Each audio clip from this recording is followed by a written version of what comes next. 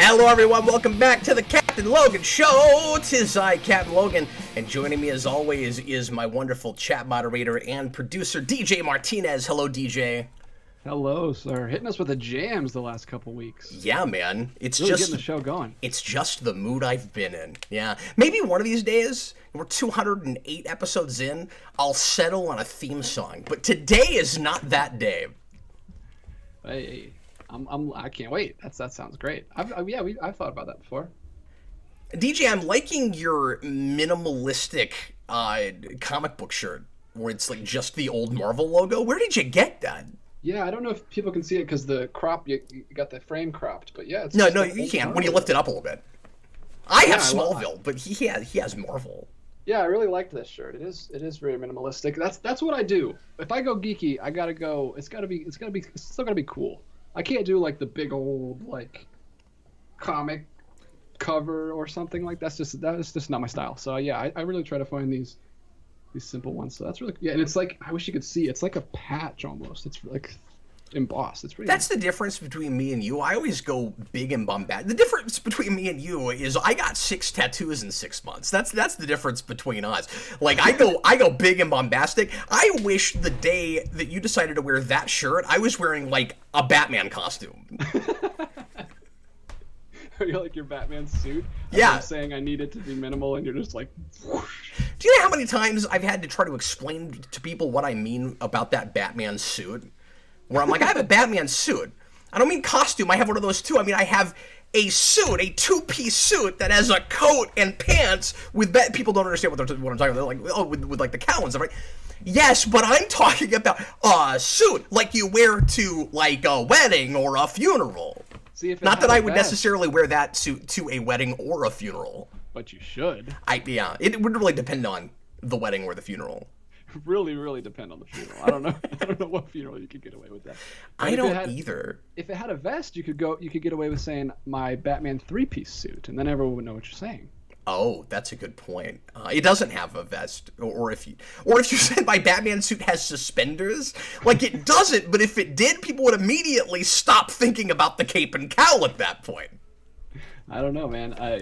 You could get like an old-timey looking Batman suit that had suspenders, like a Spider-Man noir, but Batman. That'd be pretty. I want to see that now. That sounds great. Welcome everybody. Thanks for tuning into the Captain Logan Show. If you're watching live right now, it's so cool of you to be here. And if you're watching after the fact, thanks for doing that as well. It's an Ask Me Anything show, but we're gonna do a lead-in topic tonight. We are back to Netflix shenanigans, and we did a show about Netflix shenanigans just a few weeks ago. I kind of hesitated putting Netflix in the title again, because it feels like we just talked about this when we did that show about Netflix changing their pricing structure and the kind of counterintuitive response they had to their dwindling subscriber count. I called tonight's show Netflix still doesn't want subscribers apparently because they've made another move that seems like it's going to just make them lose subscribers again. They're trying to compete in an arena I don't think they can compete in, with how they're gonna be dealing with movies moving forward. And if you don't know about this, DJ, you strap in because it's gonna tick you off.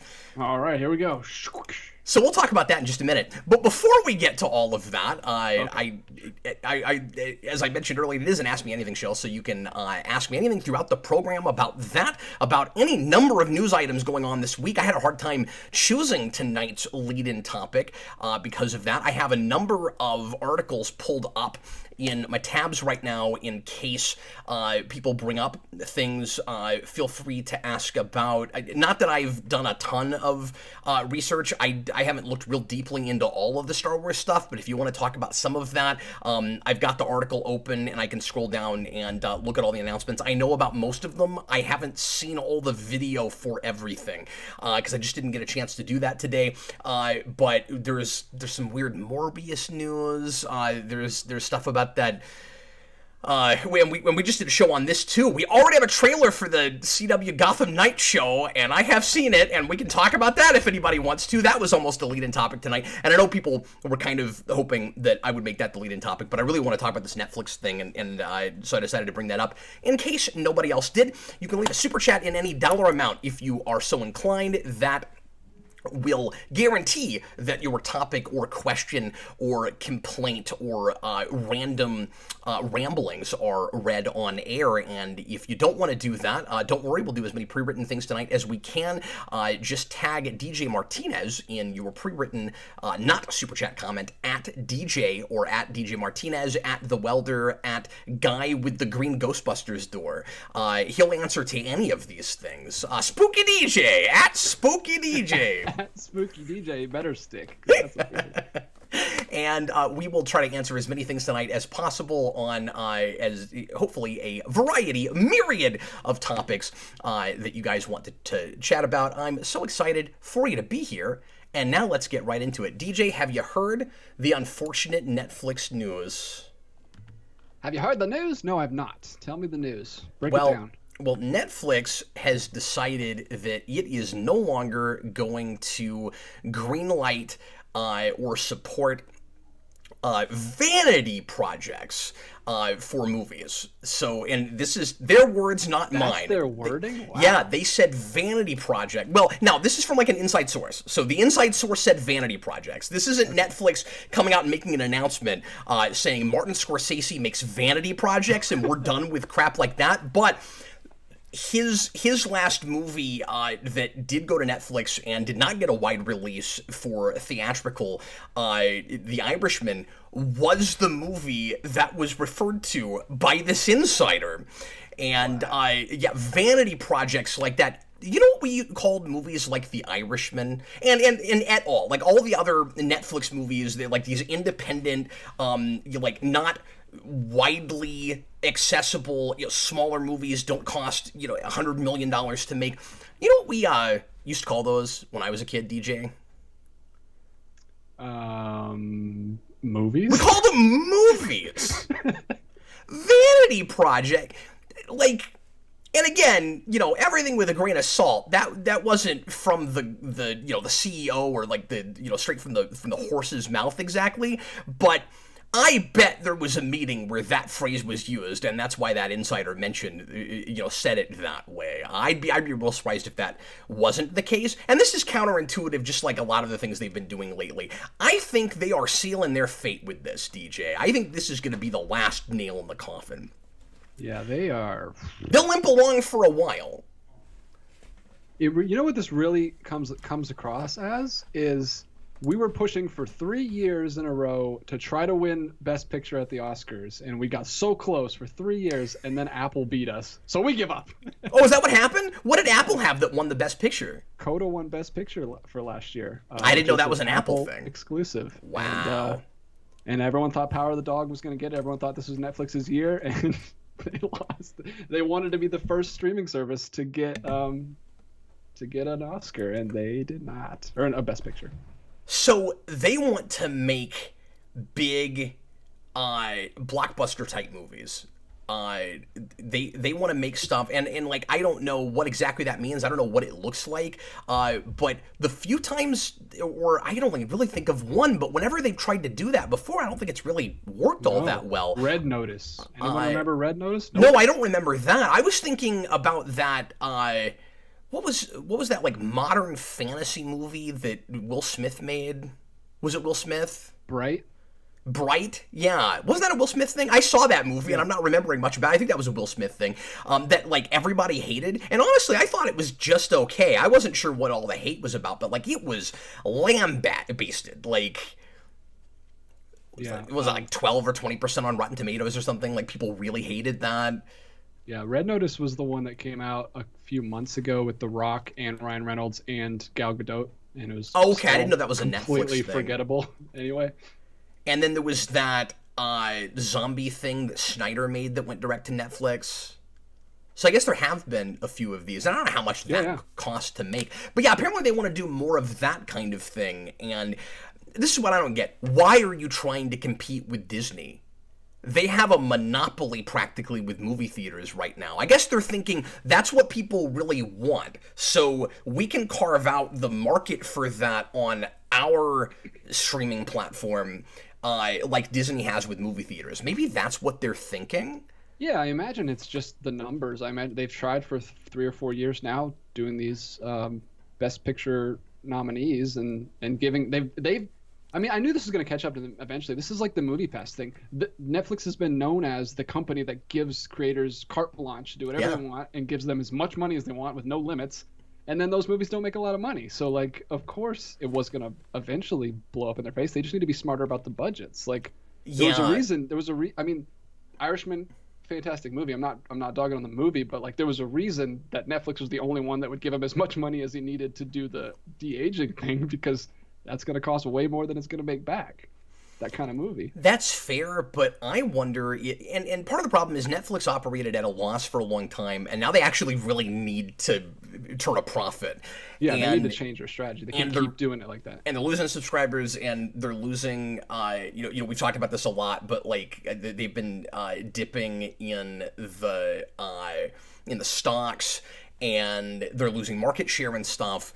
But I think maybe hold more of the reins as far as budgets go and stuff, and so maybe you can't give creators complete carte blanche. I don't know how that's any different than the way they do TV shows. I don't know why they can't just do movies the way they're doing TV shows, where like it's not a ridiculous amount of money, but there are some limits. Because I didn't think about that. If what you're saying is true and they didn't have limits, well, here's an idea: just have those. Because because the worry I have, and it's hard. I don't know. I think I'm right about this. The worry I have is, but you need those independent projects and lots of them in order to keep a hold of enough of the subscribers you still have right now. Because we talked about this a few weeks ago. How many people are still there for their original TV shows? And how much old content have they lost, both TV and movies, that have gone to other streaming platforms, or because companies like Disney and Warner's, Paramount, et cetera, have opened their own streaming services, no matter how much they suck, and put their, in the case of Paramount Plus, and put their, those movies and TV shows there instead. I don't think I would hedge my bets on a couple of huge movies a year. Like, do they really think that people are going to feel the need to have a subscription to Netflix when they've all but admitted that they can't hold on to as much of the market as they did before because of Disney and HBO, et cetera, et cetera. Like, if you just put out, a couple or a few of those, they're like, well, we're going to be a movie studio. We're just not going to put movies out in the theater, like a big movie studio. Okay, but people aren't going to need to stay subscribed to you. Like, they feel the need to stay subscribed to Disney, which has the smart yet irritating business model of have a new show that's supposed to be huge and accessible and everybody is supposedly watching. It's a cultural touchstone all the time. There's always a new one. There's never more than one at once. Like, now we're in Obi-Wan Kenobi land, and later, in a month or two, we're going to be in Miss Marvel land. Like, they've always got one. Yeah, it's insane. And She-Hulk's right around the corner. Yeah, well, and the other problem is, and I think this may have finally changed, I don't know. Netflix always has held to the drop everything at once. They will not budge on that because of that's where it started. Netflix binging started on Netflix. It was their thing.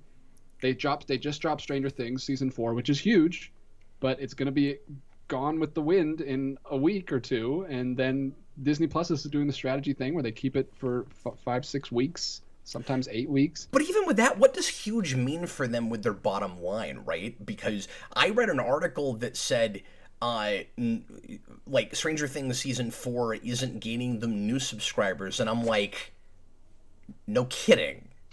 It's season 4. Yeah, well, that's what I'm saying is, like, well, you're saying even if it did get them new subscribers, they would just subscribe for a month and then leave, whereas Disney Plus is stringing it out for at least 2 months and keeping them going. But I don't know, maybe Netflix is finally going to drop that. I know for one of the PlushieDX just said that they're releasing it in 2 parts, and I assume he's talking about Stranger Things 4.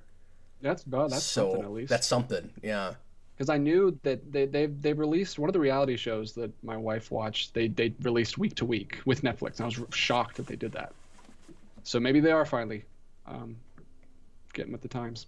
Rainbow Nightmare, why not do 3 a week? Weirdly enough, the first half of Young Justice Outsiders did this, but then the second half didn't until the finale. Yeah, I mean, you could compromise on it and, spread it out. And even Disney Plus will sometimes drop, the first couple episodes at once. Yeah. Yeah, but as far as the movie news, that's a bummer for me, obviously. And I don't watch Netflix much anyway, but yeah, I guess they're just like, well, the money's in blockbusters, so we got to make blockbusters. But it seems like you're jumping on the bandwagon way too late for that. They had, regardless of how well it was helping their bottom line, and obviously that's the most important thing if you're a company, but I'm telling you, this is going to make that worse before it makes it better. I don't see, and maybe I don't know enough, maybe somebody can convince me of the strategy with this. I don't see how, pivoting from the one thing that still made you unique is gonna make you gain more subscribers and not just tick some people off and make them leave, right? The one thing they still really had going for them is Netflix was the place where people would say, thank God for this, because otherwise here are these real movie makers, auteur movie makers, art house movie makers that can't get their movies in theaters, and this is a place that will make them and will host them. What do you have after that? I mean, I guess Apple becomes the new go-to place for that, but they're not going to have the kind of deep pockets that Netflix did. Netflix doesn't have those pockets anymore either, but well, Apple and Amazon will probably, I foresee them going to Apple and Amazon, because Apple and Amazon both have a bazillion dollars from other things, from their products. Like Amazon has money. It doesn't have to make money with the streaming service because it makes all the money in the world anyway with its site. And Apple has that too. Netflix doesn't have another revenue coming in. It's just a streamer.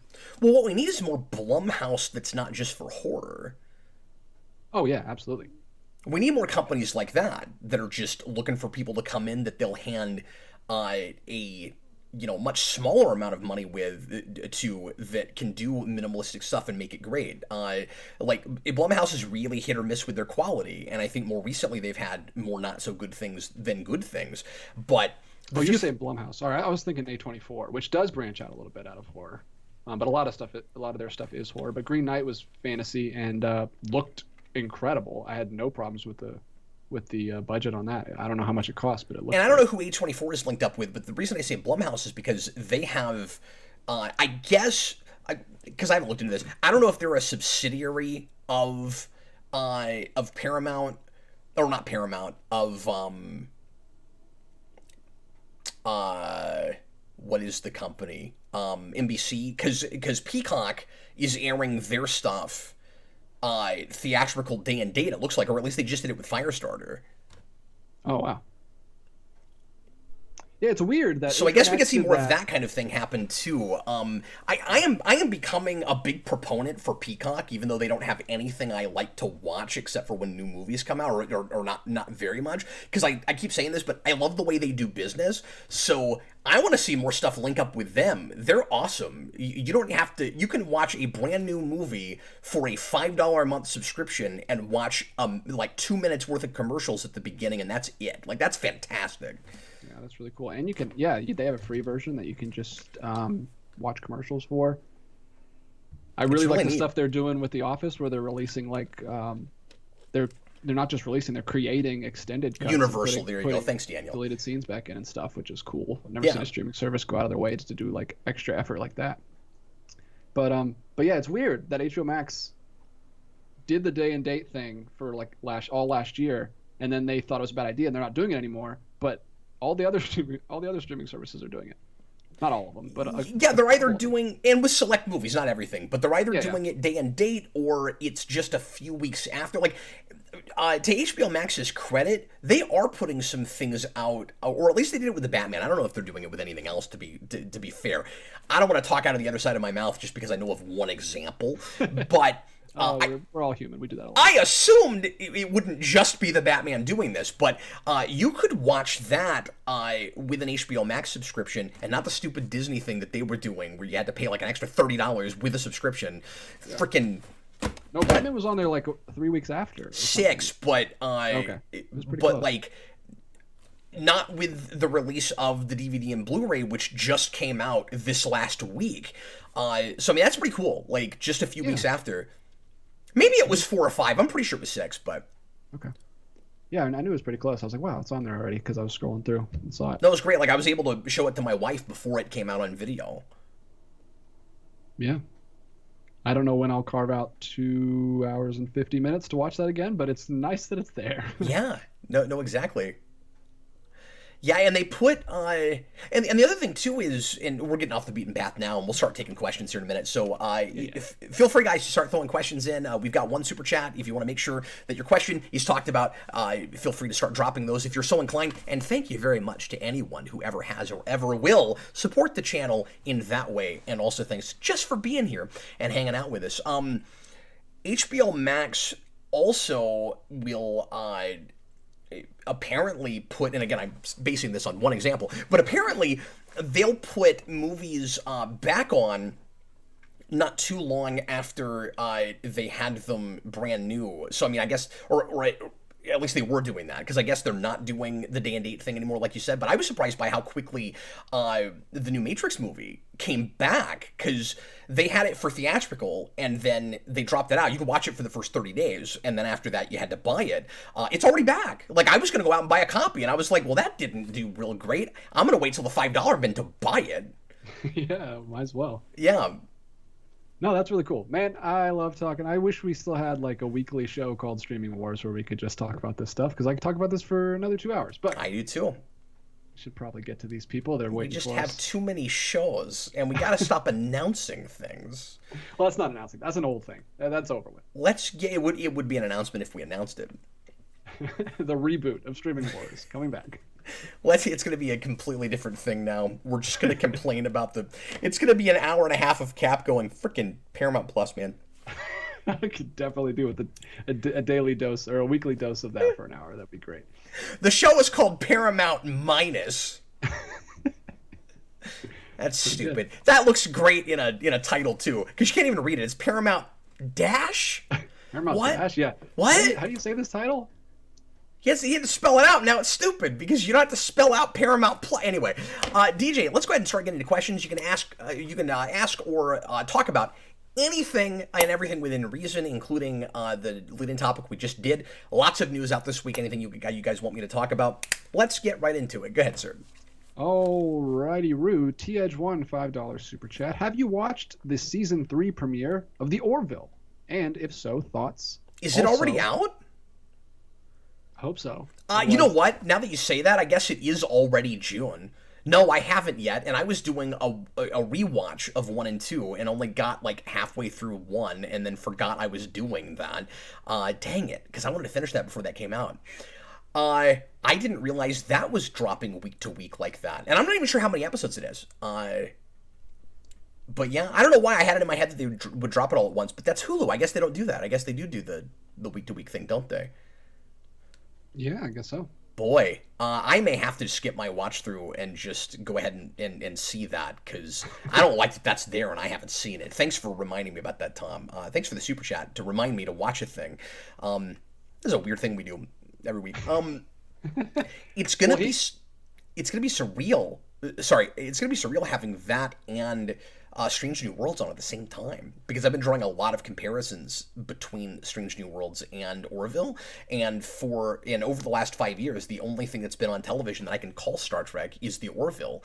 Meanwhile, they've had 8 shows that have Star Trek in the title that aren't Star Trek, and finally they have one that kind of is, which is really exciting to me. But I'm so happy for you, man. You got a good Batman series running.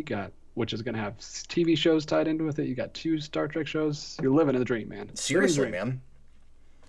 We're in this weird place all of a sudden where I actually don't think I can quite say, just at the moment, just where we're sitting at this very moment, and I know different people are going to have different feelings about this. I don't know if, just for me personally, quality-wise and enjoyment-wise, if I'm in the same place I was a few months ago when I made that video about Star Trek being in a worse place than Star Wars. I don't know if I quite feel that way. Now, when Star Wars puts out more of their shows, we'll see how many of them, if I watch them all, because we're getting oversaturated, and I don't know how interested I am in everything they're putting out. But we'll see if I still feel that way as they put out more shows. Like they might have more stuff besides Mandalorian that's really quite good. So far, the only thing they've put out that I really like is very much is Mandalorian. When I saw the first 2 episodes, I'll just mention this real quick, of Kenobi. Which is funny because everybody's calling it Kenobi like they expected that's what Disney Plus would call it. But isn't that show actually called Obi-Wan Kenobi? Isn't that the full title? Isn't it Obi-Wan Kenobi? But it's like we always give these things a one-name title. So everybody's talking about it like it's Kenobi. Well, it's like Rocky Balboa should have been called Balboa. Yeah. No, I don't know. I actually don't know what it's called, but I've heard everyone's been saying Kenobi. So I saw the first 2 episodes. And I saw everything people were complaining about it in, like, you know, major continuity mistakes where it's obvious and they don't seem to care, and some, you know, kind of weird production things and acting issues and stuff like that. But I was kind of enjoying it as a guilty pleasure. And then, like, I was having a hard time being real critical of it because all I could do was compare it to the prequels. I was like, well, it's coherent and I can tell what's happening. That's the plus side of being tied into that material and having that same actor come back. Yeah, he felt like, you know, sort of more fully realized character, maybe not fully realized, but like consistent. Seemed like a guy. And then put that on the box. Obi-Wan Kenobi seems like a guy. And then I saw the 3rd episode and I was like, oh, I've lost complete interest in this. I thought that was really awful. And that's all I'll say about it right now. Because I'll probably finish it since I'm halfway through it. But people are all over the map. Kenobi is meh so far, over. Says Noah. Obi-Wan, my man, says Daniel. Darth Bobo says Obi-Wan has been a disaster. And Adam March says he's really liking Kenobi. So we have got all the opinions. Yeah. Yep, that's the gamut we've just run. Yes, indeed. So yeah. I picked an interesting time to decide to talk about Attack of the Clones, because I'm going to be doing that on Sunday, if all goes according to plan, for Requested Rewind. Yeah, that'll be perfect. But anyway, so I was going somewhere with all of that. Oh, I just mean right now at this moment, because I finally got what feels like my Mandalorian with Star Trek, with Strange New Worlds. It's kind of exactly the same thing where, like, the universe was already kind of broken, like a lot of people feel like it is after the Rise of Skywalker, unless you already had that with Last Jedi, where it already felt kind of broken, because people have that. With Star Trek, like, it was destroyed. This new Trek stuff for being for fitting it all in the continuity, but it also just didn't even feel like Star Trek stuff. And then Strange New Worlds comes out, and I have to imagine that a lot of things that they've done now haven't happened, or even things in the original continuity haven't happened in order to enjoy it. Exactly the same thing with Mandalorian. But the difference is there's every possibility they put out more Star Wars stuff that I end up liking, and I don't know that week to week with Strange New Worlds, I'm kind of waiting for it to fall apart, and it hasn't yet. But I don't trust that they'll make any other shows that I'll like.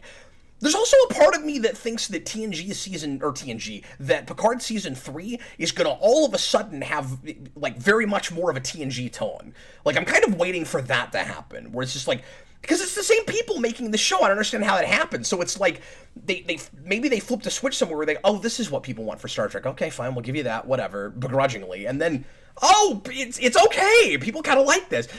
So I'm wondering if that'll happen with Picard. If Picard season 3 is as incoherent and makes as little sense and is as horribly written and is as cynical and awful to watch as the first few seasons, made by the same people that are some of the same people making Strange New Worlds, I will be shocked and dismayed. That's crazy. Because I don't even see how it's possible. That would also be really weird, though, if you got 3 seasons into a show and then started really liking it, and you only go back to season 3. I guess, I don't know. Maybe that happens sometimes. Yeah. Anyway. But, here's a second part to that, which is, if so, thoughts. Also, longer runtime is really cool. Great show tonight, guys. Your content rocks. So apparently Orville has a longer runtime. And that's not surprising because now it's on a streaming service, so I would imagine they're doing what a lot of streaming shows do, and they just let it run the time it needs to run. That was a complaint that McFarlane and Braga and some of the other producers on that show had in a panel that I watched from them in doing, broadcast television, where, like, sometimes they had to cut scripts down. That if only they were on a streaming service, they wouldn't have to do that. So. Oh, perfect. Well, that's really good news. It is. The sad thing is, it's probably their last season. I guess we still don't know for sure, but all the talk, all the rumor has been McFarlane is moving on, and I don't think. Actually, do we know that for sure? Now I can't remember. I can't remember if I read an article that said it's definitely done after this, or McFarlane was thinking about canceling it. I honestly don't even remember now, because it's been a while since I read about that. But I think it's probably going to be the last year. Well, here we go. We'll go right into it because we got another super chat from Lewis Cox. Hi. Gotham Knights, the show, looks really awful. It does. It does. And I want to say it looks just like what I expected. I guess I don't totally know what I was expecting, but I guess my reaction to that trailer, and I only watched it the one time because I don't want to sit through 3.5 minutes of that again. I have the same reaction that I did to the news DJ, but it feels like new thoughts, even though it's the same thoughts, just like, but magnified. You know, it's like the first time I've had these thoughts where I'm still going, how on earth did you think anybody would watch this? How is this a good idea? And yeah, CW does all kinds of stuff that's bad ideas, and they greenlight things all the time where you're like, how out of touch would you have to be? But let me lay this out for a minute. So what Gotham Knights is, in case you haven't read about this, didn't see that trailer, didn't see our show a couple weeks ago talking about this, it's set in the future, or I guess it's set present day, but the idea is that everybody's aged up and Batman just got murdered. It is now the third show that the CW has made about Batman without Batman, but where Batman is either dead or leaves for no good reason. They've made 3 of these now. It boggles the mind. It's wild. In fact, I'll shock you even more, DJ. We are now in a place. I thought about this the other day. I was talking to Austin about this, and I said, do you realize that we now can make a top 5 or a 5 worst, or however you want to put it, shows, Batman shows without Batman? There are 5 of them now. Let me see if I can get them. Yeah, go ahead. Birds of Prey was Birds the of first Prey. one. Gotham. And I'm talking live action. Are you counting Gotham? Yes. Gotham. Batwoman. This one. Oh, man, what's the 5th one? What is it? Is it? Is it? No, I was gonna say Titans, but he's in that. No, he's in that. I don't know what the 5th one is. I'm sure I'm gonna slap myself. I'll give you a hint. It ran for 3 seasons, and it was until it went to HBO Max on a streaming service that nobody had. Oh. It was on the Disney Plus streaming service. I mean, not the Disney Plus. What am I saying? The DC. No, it wasn't. That's what's weird about it. You think that's where it would have gone? No, it was on a thing called Epix. Alfred. Yes. Pennyworth. Pennyworth. There you go. You got it. There's the 5th one. See, I completely forgot about that. That went 3 seasons. Isn't this wild? There are 5 of them now. And yeah, I realize Gotham had Bruce Wayne, but and he puts on a crappy batsuit at the end, but I mean, it was still a Batman show without Batman. For the most, yeah. Because it wasn't about, it was about him, but he wasn't Batman. Everybody knows what I'm talking about. When Gotham came out, people were like, why can't we just have a Batman show, unless you're going to do a Gotham PD show, or a Gotham Central show, where Batman's actually there and in the background. I digress. So, let me see if I can. Is so long, by the way. I started. That's what I said. 3.5 minutes. Yeah. It's still going. So here's what it is. It's set in a world where Batman has just been murdered, and his son, who is not Damian Wayne or a character you've ever heard of, a made-up character, is being blamed for the murder. He's a suspect, and so are several children of villains, of Gotham villains. And nobody in the show is wearing a costume. They're all just teenagers that look like they walked right out of 2005. And one of them is the Joker's daughter, and I forget everybody else. One of them is Carrie Kelly, where they have to. She has a line about how she secretly worked with Batman, and they have to treat it like the prequel thing, even though this is a futuristic, that's what's so weird is, or not futuristic, but it's a thing set past Batman, but they're treating it like a prequel. Where it's not like, oh, Carrie Kelly was Robin and everybody, you know who Carrie Kelly is, don't you, DJ? The Robin from Dark Knight Returns. Yeah. The female Robin. I've seen the from, animated movie, yeah. Yeah, from Frank Miller's Dark Knight Returns.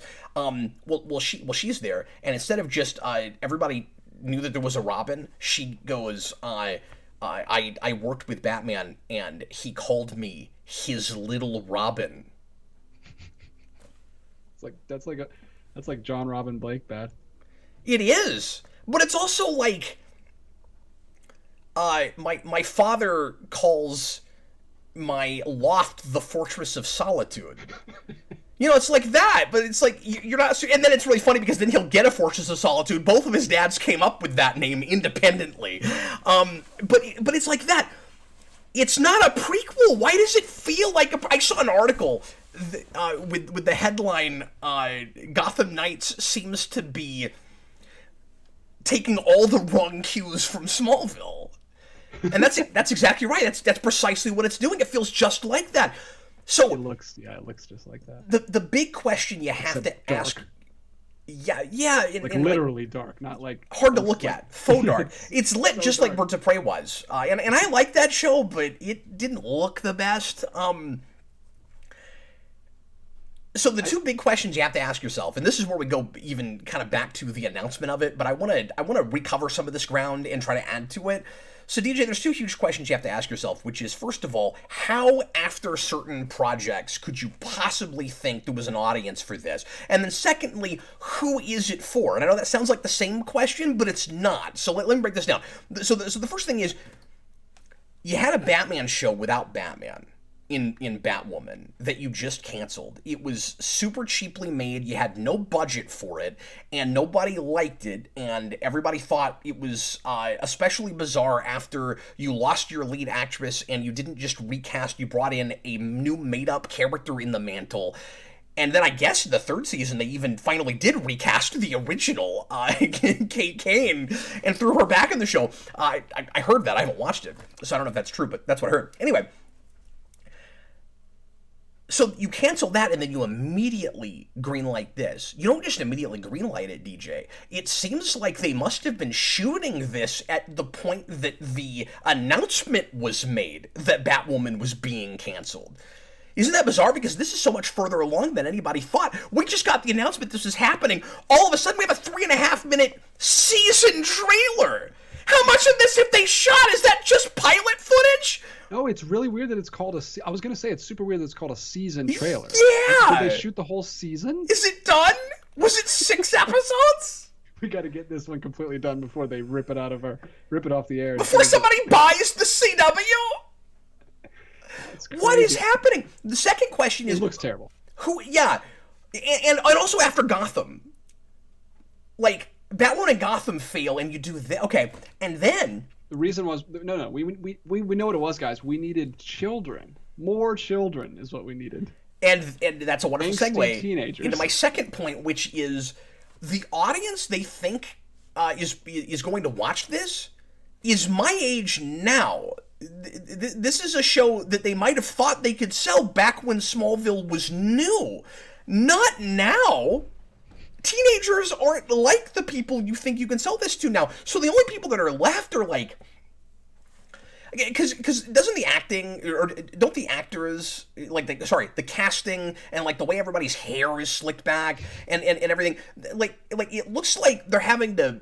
It's almost like a period piece. Like they have to make up modern teenagers to look like TV teenagers. They didn't even look like teenagers then, really, but 2001, 2002 teenagers trying to sell to that audience. So all you've got are those of us that grew up and miss being teenagers from that period and are nostalgic for that. So you have an audience of like 6 people. The people that still go back to Smallville in 2022 is the audience for this. So it's like you and... Stop it, because that's not why I watch that show still. But like we all look back at that time and go, "Oh, what were we thinking?" You know, it's like our parents in the '80s, with like the crazy stuff you were wearing and the music you were listening to and stuff. And I don't have it as much with the 2000s, where like there's a lot of music from that period that people think is cheesy and hard to listen to now that I don't have that with. I do have it with the aesthetic of the CW shows. There's no audience for that. What are you doing? And every single comment under that trailer, every single one was, what are you doing? Why does this exist? I'm not going to watch this. It looks horrible and cheap. How come we can't finally have a friggin' Batman show? And it's hilarious. Yeah. Well, I mean, you kind of don't want him to do a Batman show if it's going to look this cheap. Dagan Spear says Gotham failed, as in it had 5 seasons and got a conclusion. It was limping along, though, because it got decent ratings at the beginning and then dropped off hard and was, I guess, doing well enough that Fox felt the need to keep it on. But you got to keep in mind that last season only got half a season. There was a compromise made so it could get a conclusion. They almost canceled it outright, if I'm remembering it correctly. And it did fail in the sense that it didn't keep anything like the audience that it started with. Netflix paid a ridiculous amount of money to be the service that streamed that show, and I guarantee you that they didn't see a lot of return on that. Yeah. I do take issue with one thing you said. Oh, yeah. Because you said no one's wearing a costume, and this girl right here looks like she's wearing a costume from the Disney Channel original movie My Spy from 2002. Yeah, but is it a superhero costume? No, it is literally a black jumpsuit with those big green goggles. What is that movie called? Someone help me out. It's not My Spy. It's some kind of spy movie from like 2000. Oh yeah, I don't know what that's called. It's like a Disney Channel original movie. It's terrible. Anyway, I have some hilarious comments from the chat that I want to read. Well, real quick. So everybody is calling this DC's or Batman's Descendants. Speaking of Disney Channel, and I completely agree with that. It definitely looks like that. And before you read comments, I also want to make this last point, which is, and this is classic quintessential. I'm so glad I did the CW show over the weekend, and now this trailer dropped. This is classic quintessential CW. I did a video based on a question we got on the Captain Logan show last week of my not top 5 like he asked for, but my top 10 or 10 of my favorite CW tropes. And one thing I didn't think to talk about is just like corny referential lines in dialogue that don't actually make any sense if you think about them for 3 seconds. And there's one of those in the trailer, right at the very end, DJ. So Carrie Kelly has brought her car, and somebody goes, and we see a glimpse of the Batcave, by the way, and I'm hoping that, I mean, I don't want to watch this show, but like, I hope it's not as embarrassing looking as the Batwoman Batcave that looked like smaller than my bunker. But she brings a car, and she's like, everybody go get my car. And one of the kids goes, oh, did you bring the Batmobile? I sure hope so, because there's so many of us. And she goes, no, I just brought my car. And the joke, and then I don't know which kid it was, but the other kid is like, oh man, those only seat like 3 people. And I'm like, the Batmobile only seats 2. What are you talking? The joke is the Batmobile is a large luxury vehicle you can put 8 people in. What? Well, that's the joke? He was talking about the Bat limo, which yeah. we haven't seen yet.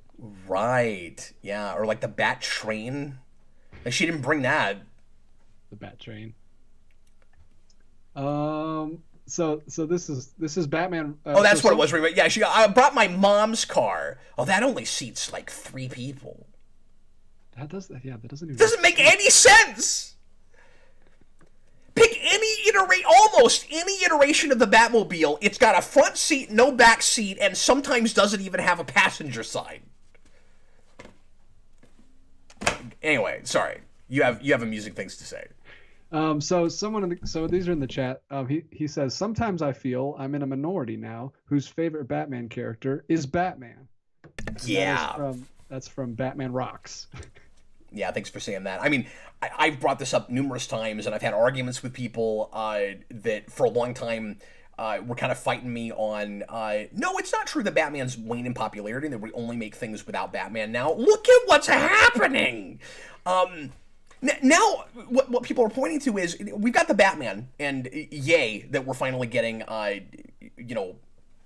what looks like a good series of Batman stuff. You know what's really funny about this, DJ? They're about to put 2 TV shows based on that movie on HBO Max, and hopefully they'll be really good.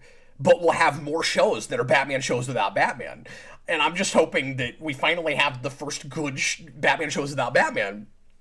That's true. Yeah, so we'll have even more. We can do a top 10 soon. Yeah, exactly. And that leads right into my other comment from the chat, which is from Darth Bobo. He says, hey, soon we'll have top 5 Spider-Man movies without Spider-Man. That's true. You already have 3. Yeah. You've got Venom, and Morbius, and then Craven's coming. I mean, what else? Well, Madam Web, if that ever happens. We usually make Morbius 2, where Jared Leto insists on flashbacks so that he can have to walk around on that stupid cane again and make people help him go to the bathroom. Surely he will not take it that seriously after he sees how the first one turned out. Surely he's not that delusional. Well, let me tell you why he might be. Because the studio is. The studio. Can I talk about this just real quick? That had to make $5. Okay, but you ready for me to blow your mind with another piece of news that I thought would come up on this show, but I have to say it now that you said that? Sure. They're putting Morbius back in the theater. What? They're pulling an Infinity War? They're doing the Infinity War thing? Yeah. Are they putting like an extra scene or something? Because it got memes. Because memes. It got memes, and in their mind, that means it was popular. Oh, it was popular, but not for the reasons you want a movie to be popular. Mm-hmm. Are they gonna add like a special feature at the end, like before the credits, which like they show all the memes and like, look, do you get these now? I bet that wouldn't even remotely surprise me, dude. So here's pardon me. Here is an article about this. Gizmodo.com. You've done Morbius. Morbius returns to theaters thanks to memes. Jared Leto's putrid Marvel vampire film is returning to theaters this weekend. You're welcome, Internet. This is not a news article. This is a blog, but it's telling us about this. And it sounds amusing. I haven't read this, but this sounds amusing. I'm going to read some of this. The Dead Speak. Weeks after all but leaving first-run theaters, Jared Leto's Spider-Man spinoff, Morbius. Quit saying spinoff. It wasn't in a Spider-Man thing. It is somehow, some way returning to the big screen. ERC Box Office on Twitter first broke the news that on June 3rd, the film would be on over 1,000 screens across the U.S. Plus, a quick yet embarrassing Google search for Morbius showtimes for this weekend confirms several theaters in Los Angeles are indeed playing the film for at least one showtime per day. The question is why? Sony Pictures didn't say when asked for comment, except to confirm the news, but Comic Book surmises it's because since its release on digital platforms, Morbius has gained a cult following of fans who have been passionately getting behind the movie and making it trend on Twitter. That's not something I've seen happen myself. But the fact that this theatrical re-release is a real thing makes it seem like Sony noticed.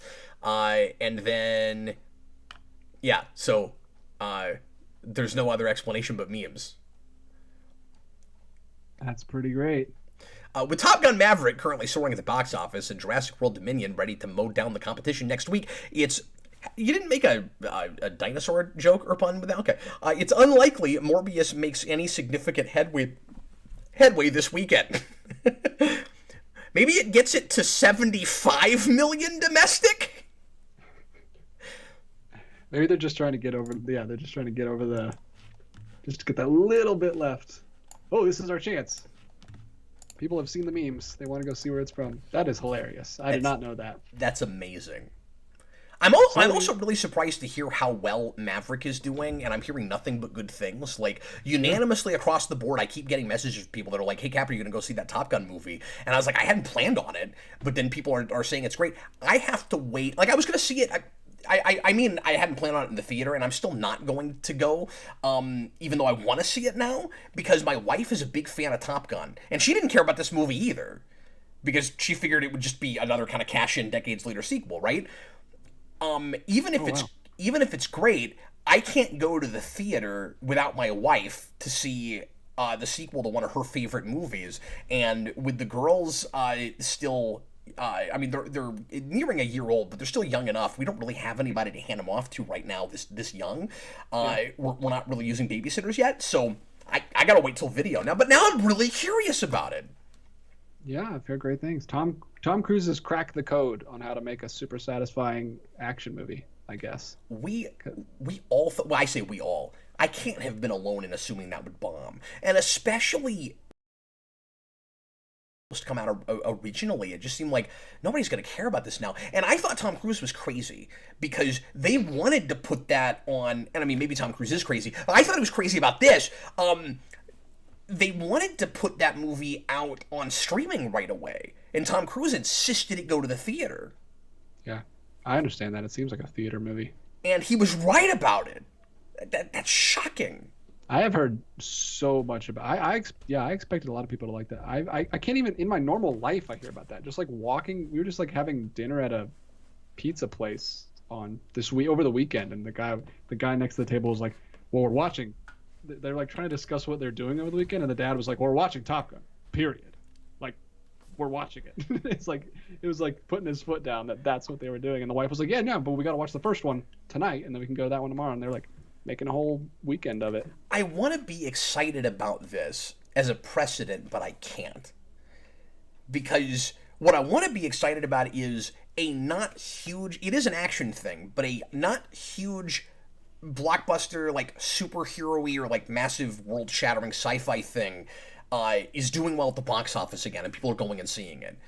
But it's a decades later sequel, so all it really tells Hollywood is you still need name recognition. Yeah. You still need title recognition. Yeah, in case they were finally like thinking about stopping trying that pony, then well, it works. See, we knew it would work. All this will do is beget like 18 more The Day the Earth Stood Still type remakes, right? Like that's all you'll end up with. I finally found that movie I was talking about, guys. It's a kid's spy movie. It's called Catch That Kid with Kristen Stewart.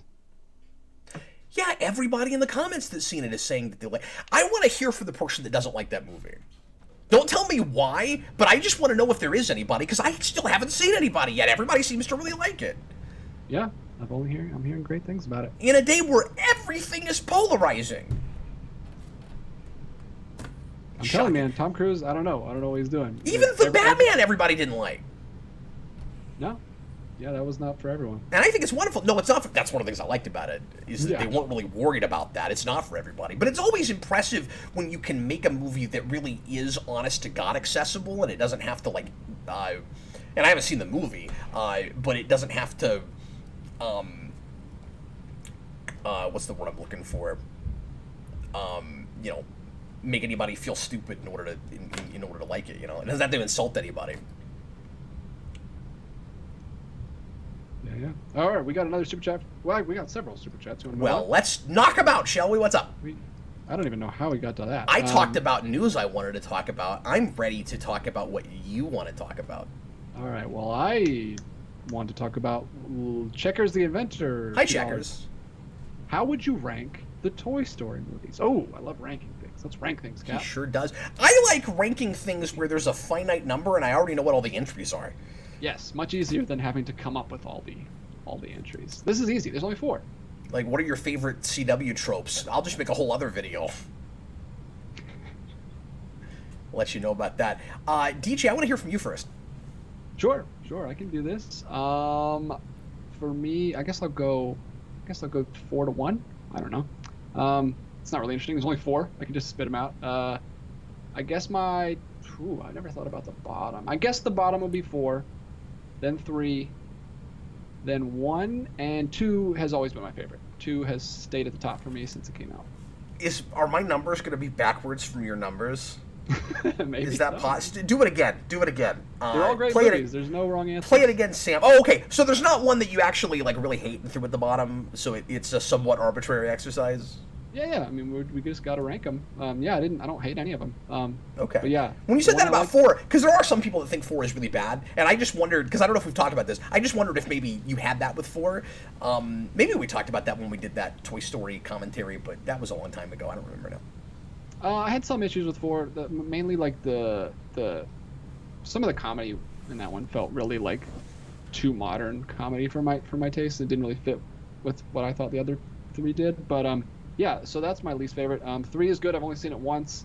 I didn't have like the big earth-shattering like midlife crisis when I watched 3 that everyone else had.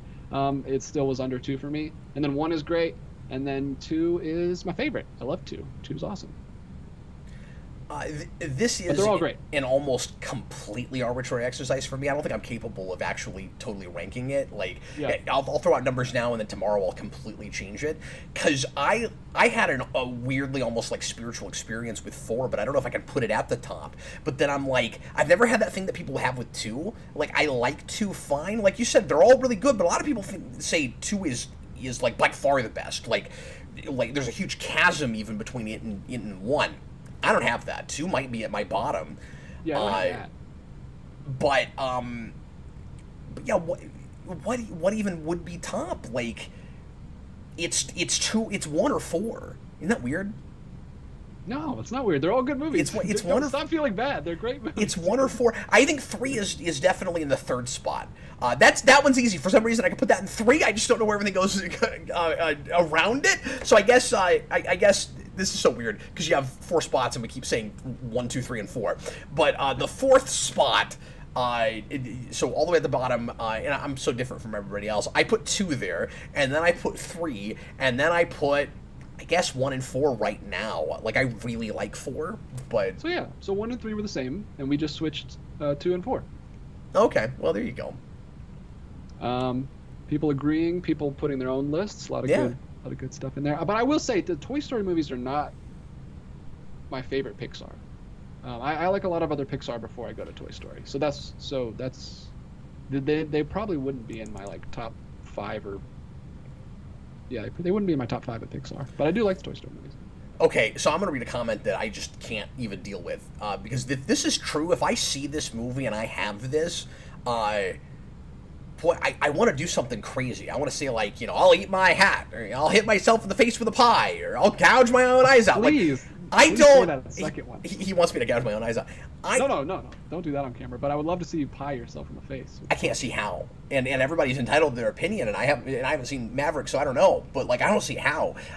So this is Ernie Stog 20. Top Gun Maverick was better, all caps, than Everything Everywhere All at Once.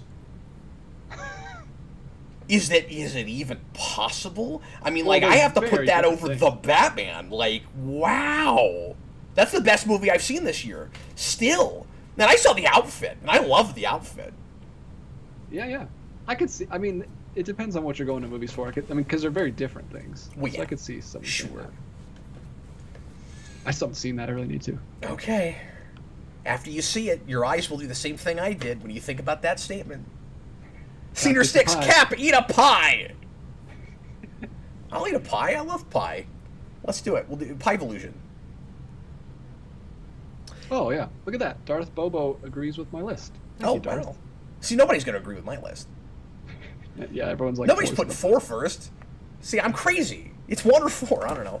Hey, real quick before we move on, let me just pause everything for a second and say that if you somehow haven't gotten the memo yet, I just wanted to let everybody know, or remind everybody, that I have just overhauled Patreon, and I have added a bunch of stuff to the $10 tier, which is the Patreon producer tier. And Patreon producers are now Superhero Rewind Unscripted producers, and now get a lot more to do as a producer than just getting your name read at the end of Superhero Rewind.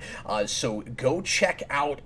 We have a private Discord now. We're going to be meeting once a month with that group, and sometimes even doing probably watch parties for superhero movies. I have a whole video about it that I streamed this afternoon. You can go look at that, and you can go look at the social media message that I put out on the community tab about it yesterday, and there's a direct link to the Patreon article for that in case you would like to sign up. But there's new stuff at a couple of tiers, and the request tier has stayed the same. You can still get a request for $15, and in the not too distant future, hopefully, if I can stick to my weekly routine now with the Superhero Rewind podcast, I'm going to be bringing back Superhero Rewind requests as well. Okay, DJ, let's do some more super chats. All right, Senior Sticks, $2. DJ, are you the Ranger Slayer? Why Jason D. Frank? Oh yeah, I'm so glad somebody called you out and is making you talk about this. This is wonderful. I don't know what he's at. He didn't say. I'm assuming he means why don't you like Jason? Yeah, because you're the Ranger Slayer. Don't take this the wrong way. I don't think you'd look as good in that costume. Yeah, we'll have to see. I did wear a Harley Quinn costume. I think I pulled it off pretty well. But yeah, so I still want a cup with you wearing that. I should have took a photo like there this. She is. And had a cup made. There's my girl. Yeah, no. This is Captain Logan Show. This can be behind the scenes a little bit. That's just the thing I kind of play up on this channel more. I used to play it up in Morphin Mania more than it actually is. I don't actually hate the man. I don't hate anyone. But it was kind ringing of ringing endorsement. Like, it was like a combination of different things. Like, it was this is weird to talk about now, right? Because some of it was taking out current events, because this was before any of this happened, so I didn't know about any of this, and we still don't know what's going on with that. But are you talking about the Austin St. John thing? Yeah, when Austin St. John was like an EMT and like helping people overseas, and that's why he wasn't going to cons and stuff. And then stupid Jason David Frank was like at cons, like there's videos of him saying like, oh yeah, he doesn't come to cons because he's scared of me, like I could beat him up. And he's talking about how I'm like, first of all, I don't like people that just brag about how they could beat someone up anyway. Like, he just doesn't seem like the person that I would vibe with at all. And so he's like that. He's got like a real macho persona that he has to keep up. When I'm like, I don't know, he did MMA for like 2 years and then quit, and he did like real minor tiny fights, not like he was like a huge guy or anything. And then so that was annoying. And then also just watching a lot of the behind the scenes of the original and hearing like people like David Yost talk about how he would mess with them all the time and put like flies in his sandwiches and have him eat them, and like how he would always like, even on the behind the scenes of his own admission on the DVDs you can watch, he talks about how he would run to the stunt coordinators of the day and be like, oh, hey, give me the big stunt today. And then like they were like, well, no, we're giving it to Austin today. He's like, no, give it to me. And he would like convince them to give him the big stunts. He was like, take the. He was just like Shatner. He's the kind of person that takes the spotlight. It's exactly like Shatner on TOS. It was like if he didn't have most of the close-ups in an episode, he would make sure that he got them. Yeah, that's exactly what Jason David Frank is like. And then in like, there's actually behind the scenes interviews that they're doing. They're like talking to David Yost or Tran or something, and then he'll just like jump in front of them and like start talking to the camera and like just push them out of the way. Like I don't know.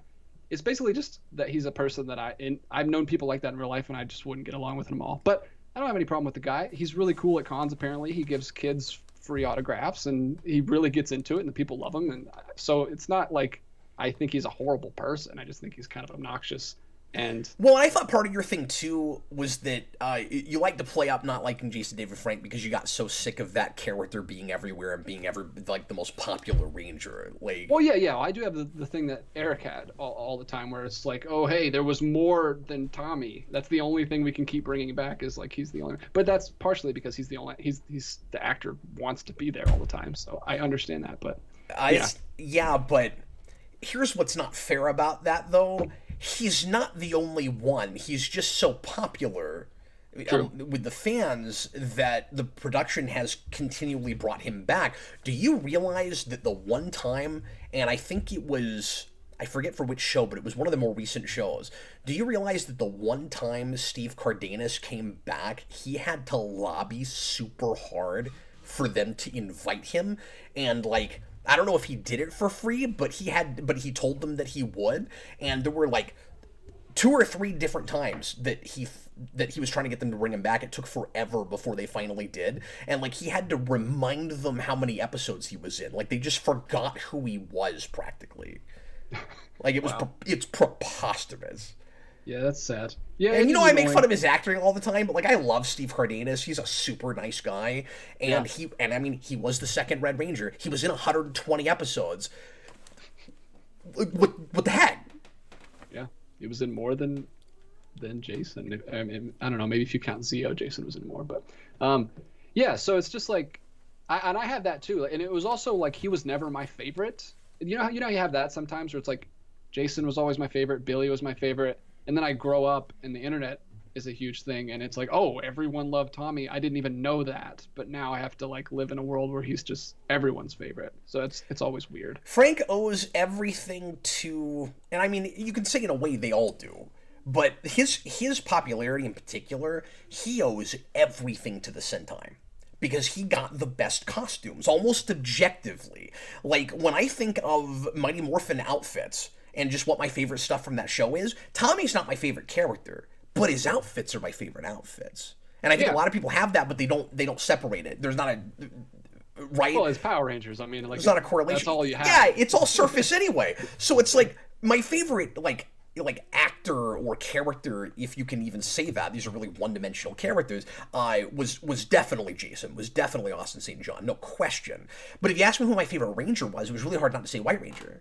Yeah, because he's the only one that's different. Like, he's got a different suit. Everyone else is the same. Yeah, it looks super neat. But then Austin St. John got his comeuppance when we got to Zeo when he came back, because then he got to be the Sixth Ranger, and that's objectively the best suit that's ever been in Power Rangers. You don't get any better. I've got the tattoo, you guys. You don't get better than Gold Ranger. Yeah. So there you have it, Senior Sticks. I don't hate him. I'm not the Ranger Slayer. He just kind of annoys me. So real quick, I hesitate to bring this up because I don't like to make this all about gossip and stuff. But it bugs me, and I want to tell you about it, DJ. Maybe I don't know. Maybe I should wait till after the show. I guess I'm gonna go ahead and mention it. Oh, interesting. Did you see what Jason David Frank posted after the news came out? That's another thing. When Austin St. John was arrested. So for anybody that doesn't know did we? To anybody that doesn't know what's going... Sorry, I forgot about that conversation. No worries. To anybody that doesn't know what's going on with that, Austin St. John was indicted for fraud for allegedly being part of a group of like 18 other people, or maybe 18 in total, I can't remember, who took advantage of the small business payment protection plan that was given out by the government for small businesses to stay afloat when the lockdowns happened, when COVID happened. And there was apparently a fraudulent thing, and his name came up, and he may have been allegedly was involved. And of course, he pled guilty. He denies it. That's all he's saying.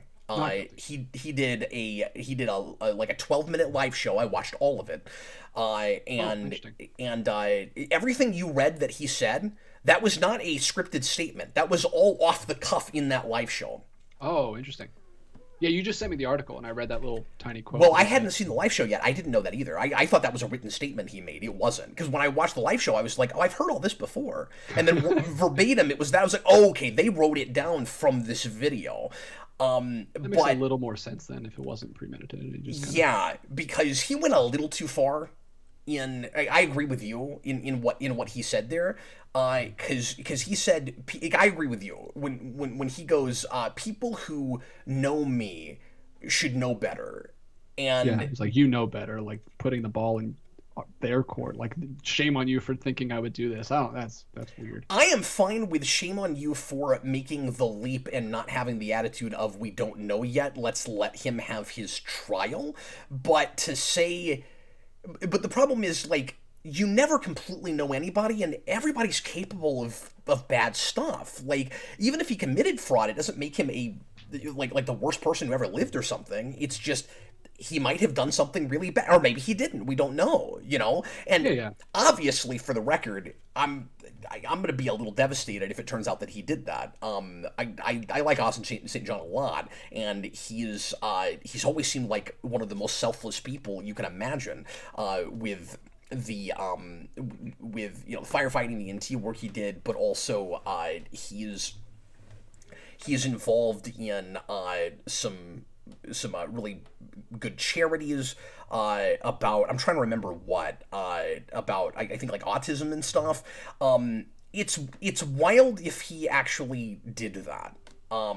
Certainly, and I hope it turns out that somehow he was it's a misunderstanding or whatever.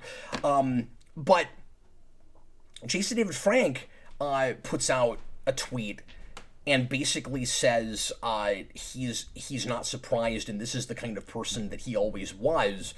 And meanwhile, here's all the great things I've been doing for the fans. Immediately. Like, yeah, it was weird. Wait till, if you're going to say, that's obnoxious anyway. That's... Anyway, and that hurt my feelings too. I don't like outwardly dislike Jason David Frank. He's a little weird these days. I sometimes about himself, man. I sometimes wonder if he and according to a lot of people, he's always kind of been that way.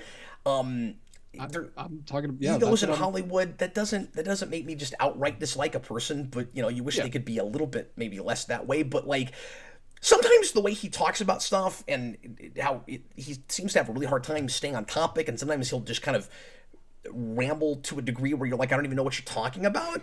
I wonder if he hasn't gotten hit in the head one too many times being like in the MMA and stuff.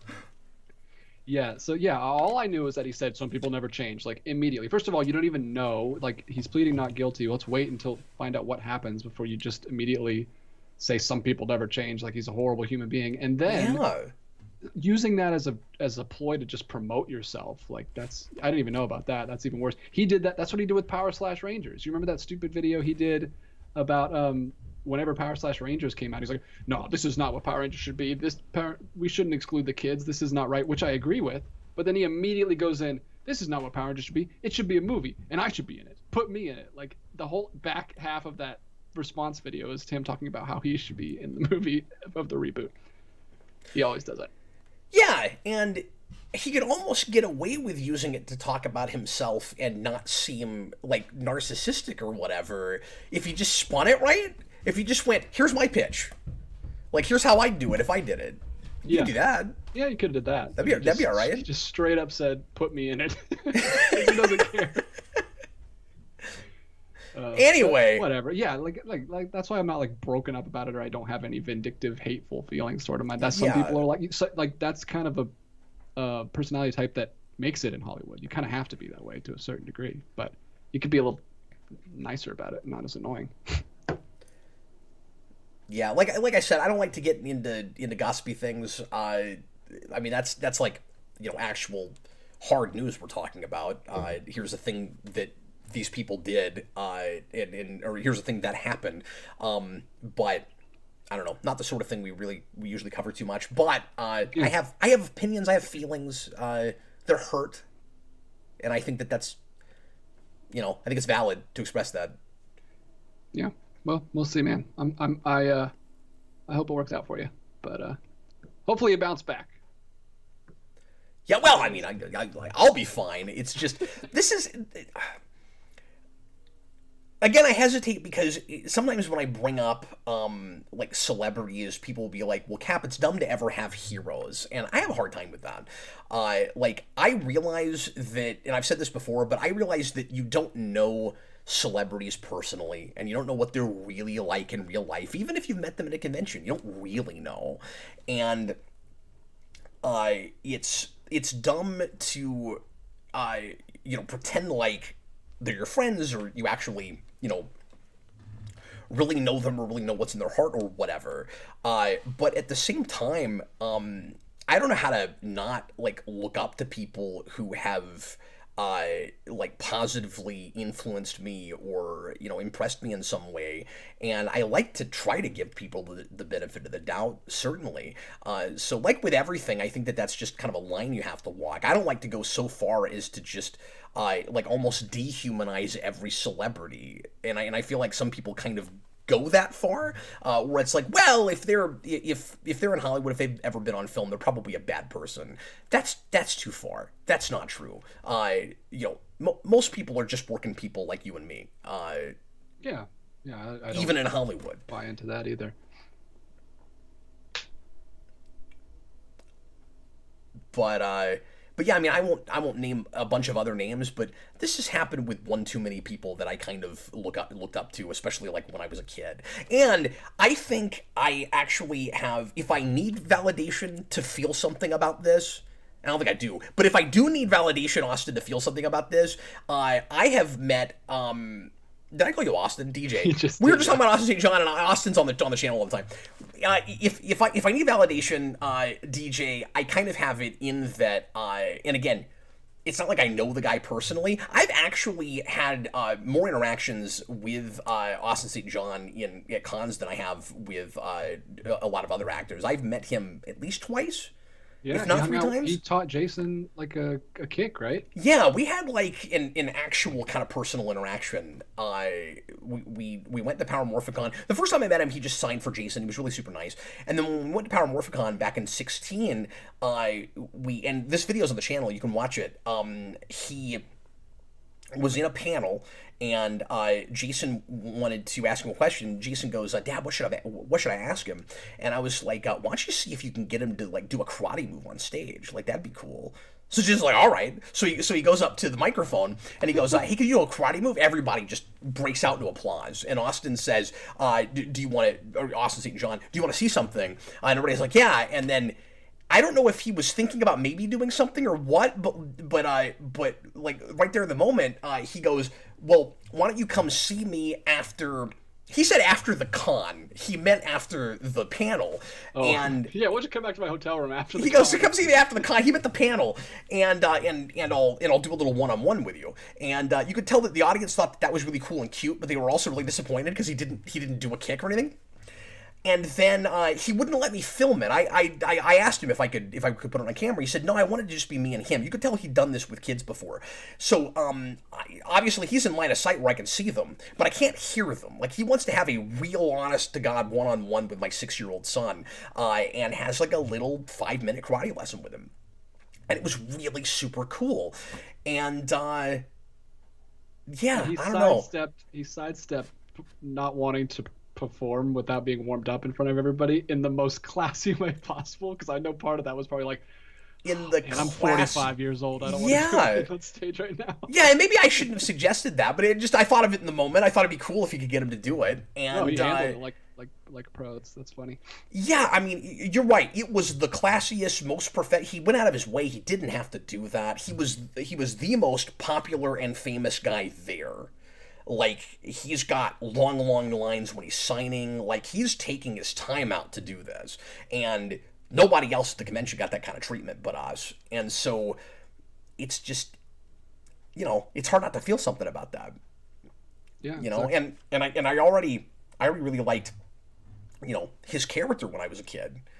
And I mean, if anything, it's just a reminder that people are complicated and people make mistakes. They can do good things. It's not like you find out someone did something bad that they'd never done anything good. Like he was... No, if he could go to prison for up to 20 years. If he goes to prison, it's not like I'm going to go get my tattoo removed.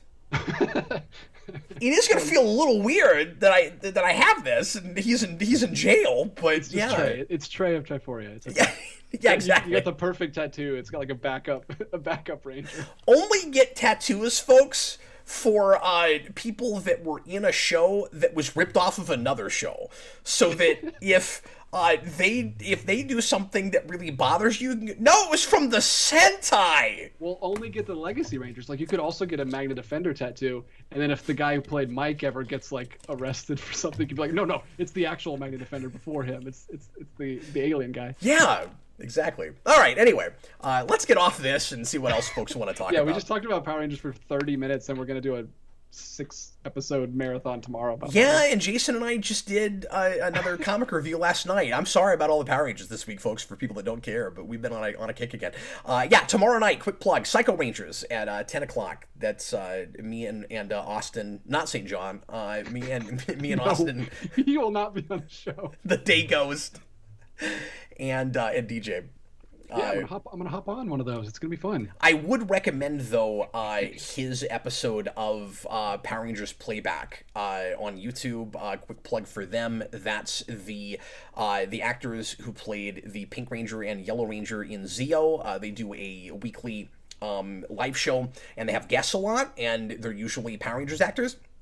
And some of the best interviews and conversations with the Power Ranger actors and juiciest stuff comes from their channel, because they're really positive, but they'll let people talk about anything. So Austin talks some smack, for lack of a better word, on Jason David Frank in that, and he doesn't go as far. I mean, he seems to be really careful not to take it too far, but like he doesn't make it. He makes it very clear that they don't get along, and he's got issues with him. And I had never heard, I'll say this real quick. I had never heard this story before, but according to him, and again, this is just his side. I don't know what Jason David Frank's side is. But according to Austin St. John, when the three Rangers, including him, left during season 2, they were supposed to all leave. They were going to be a united front. Like, you can't do this to people. You have to pay your actors right. We are the #1 kid show on television, and you're paying us like we work at McDonald's. He wasn't just doing it for him, as he's always said anyway. He was trying to get all of them to get the right kind of pay or leave. And he says that Jason David Frank turned on them, and because he was offered White Ranger in the leadership role, and he always wanted the leadership role. And so he convinced the rest of them to stay when Zach and Trini and Jason all left. According to him. I had never heard that. Wow. Never heard that either. That, I mean, I could see it making sense. That can too. It's also the only thing that gives me pause. I could see him convincing Amy Jo. Him convincing David Yost is a little weird because he always picked on David Yost. That's the one part that seems a little weird. But it's possible that one of the others convinced him after. Well, yeah, because I don't know. Because Yost and Amy Jo were so close, so I could see that. Yeah, that's interesting. Wow. And then it's also the reason Cardenas left. In Turbo? Yeah. When he leaves in the movie, he asked to get out because he was trying to get everybody equal pay, and they wouldn't do it, and so he got out of his contract and he left, and they convinced him to be at the beginning of the movie so they could write him out, but he didn't even want to do the movie. Yeah. Isn't that wild? Yeah, that's crazy. I've been learning a lot about honestly crazy that they cared enough to write him out, and because the way they did it with the other three was just like have them in helmets and voice dubbed by other people, which is hilarious. Yeah, the guy just yelling in a Jason voice is the best. Come on, guys! Just like making a deep voice. Remember when they get the news that they're going to the peace conference, and he goes, "All three of us." And it's just like shot in silhouette, which actually looks kind of cool, but it's funny.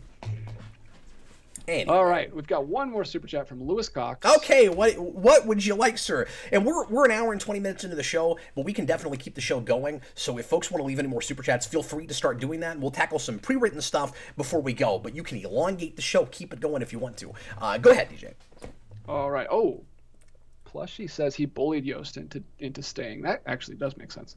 Yeah, and I don't know if that's an assumption he's making based on what we were just talking about, or if that's a story he's heard. But yeah, maybe so. I mean, I know he's told a lot of stories about him bullying him, but I don't know specifically in that context. But Lewis Cox, $5. I forget, isn't Silk going to be a series on Amazon from Sony?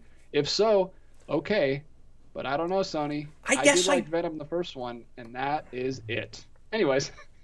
Boy, I heard something about Silk. If that's supposed to be a series, I either didn't know or had forgotten about that. Maybe so. There's all these announcements floating around all the time, DJ, and sometimes you never hear about them again until they either never get made, and then you'll see an article somewhere. Remember that thing that we never heard of? Well, they finally dropped that, or... Especially with Sony, man. Sony just announces anything. Or it'll turn out it's been in production this whole time. They've just been real hush-hush about it. We finally get a trailer, and you don't even believe that it's actually happening and coming up. Because that's happened with stuff, too. But I can't... There's a couple of really good examples of that aren't coming to my mind right now. But yeah, the Silk thing, I remember hearing about. I knew there was news about animated TV shows to be tied in with that movie, but I haven't heard anything since. Yeah. And now, and we haven't heard about any other shows. A whole another year, which is. Oh, are we talking about a tie-in to Spider-Verse, not a live-action thing? I don't know. I just assumed. I guess not. I guess it could be live action, but I don't know why they would do TV. I don't know. Sony's so big on the movies. I don't either. No, that probably is what he's talking about, but I'm not sure. Anyway, yeah, it's weird. We haven't heard anything since Spider-Verse came out about more Spider-Verse stuff, except for the sequel that has a trailer. Yeah, but that got pushed back a whole year now, which is a bummer. I was looking forward to that this year.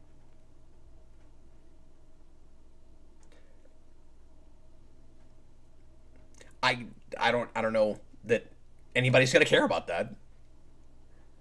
Especially if it's live action. That would be weird if they branched. Cox says live action. Sonyverse into the live action. There seems to be this ill-conceived notion right now that people are so desperate for female superheroes that if it's based on source material, it's credible and has got to get made, and people will line up for it in droves, and it's just not true. And I'm not saying that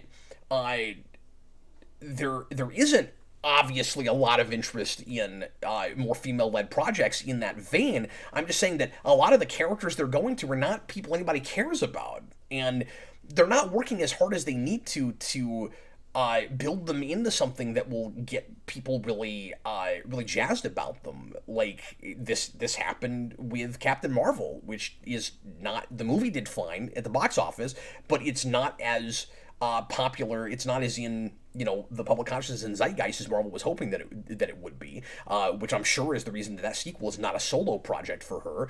And it really looks like Miss Marvel is likely to be the same way. People seem very lukewarm on that, not real excited about it. Maybe it'll come out and they'll love it, but I'm seeing mostly, this doesn't look great. I don't know if I care about that.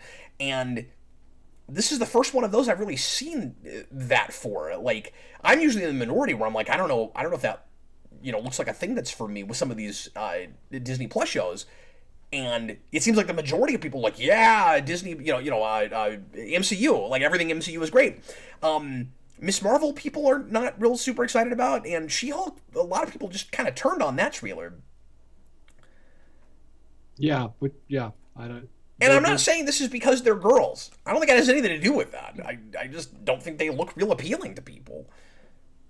So I looked it up. Apparently, the executive producer of Watchmen, Tom Spezialy, that name sounds familiar. He's signed on as the overall showrunner for it. He's going to be undertaking it for Amazon. It is live action. We'll see if it happens.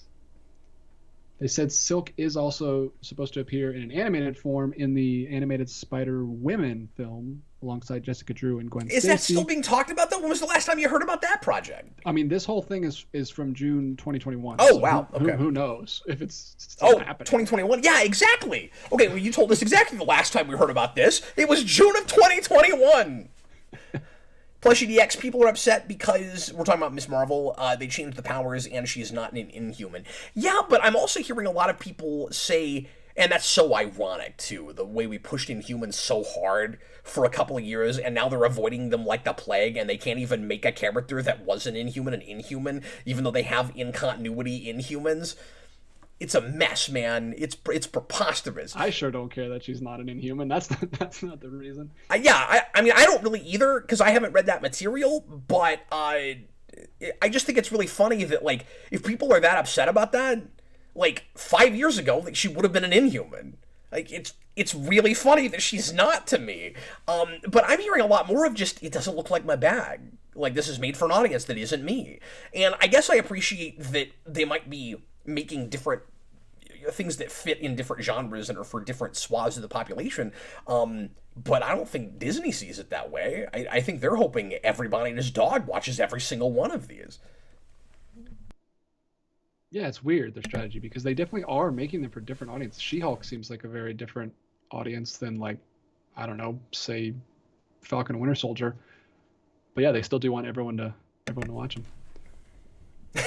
Senior Stick says the inhumanity. I love that. Yeah, like Miss Marvel seems like it's aimed at kind of like a preteen crowd, like kind of a teen book crowd. Like the She-Hulk CW. looks like it's or Freeform or something. She-Hulk looks like it's for 40-something housewives or something. I'm not sure who that show's for either. Like, People who like that Hulk. Jedi Knight, I've seen comparison to those Disney sitcoms. Yeah, that's true with Miss Marvel. Yep. Oh, interesting. I've stayed away from the trailers. I haven't seen anything, but I'll check it out. I always watch the first episode of those and go on from there sometimes. in the case of WandaVision and Hawkeye. I said Housewives is kind of a jab because, I realize we live in a different world now, and yes, there are still housewives, but there's also people like me that are like house husbands. But I just said that because it kind of felt like it was aimed at it felt like another thing that was almost aimed at a crowd that doesn't exist anymore. I don't know. I can't put my finger on it. There was something really off with the comedy in that, or lack thereof. Yeah. Anyway, we got some cool... Was there a question that I was supposed to answer that I didn't answer? No, he was just asking us if the Silk thing was still happening. Oh, right. Okay. We don't know, but it could be. It's Sony. They're making a movie about that wrestler guy, apparently. Or at least wrestler guy. Whatever that... Oh, yeah, El Muerto. Yeah. El Muerto, who's got 2 comic appearances total. He's got 2 issues of comics, that character.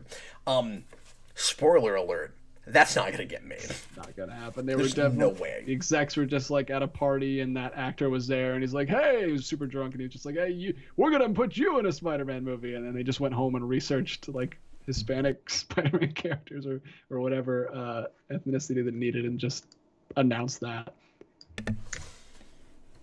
Checkers the Inventor. Oh, Checkers. He's messing with us again.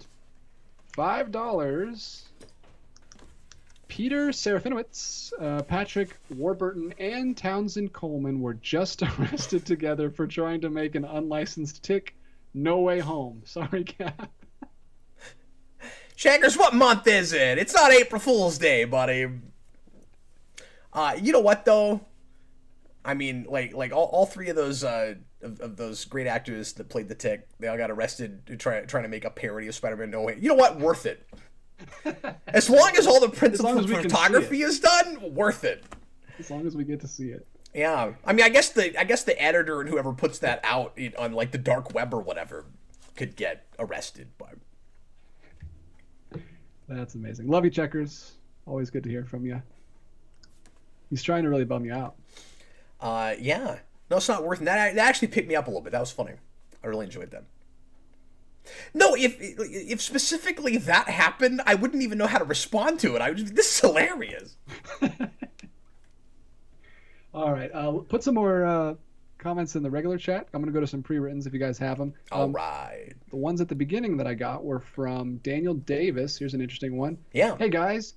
What's a movie you literally believe cannot be enjoyed by anybody unless they're being ironic? Personally, I think this describes most of the cinema of Harmony Korine. Oh, I don't even know who that is. I don't know. But I thought that would be a fun question.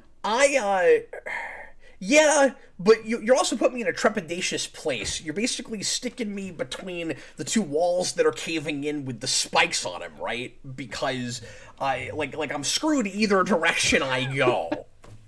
That's why I thought it'd be fun. Thanks, man.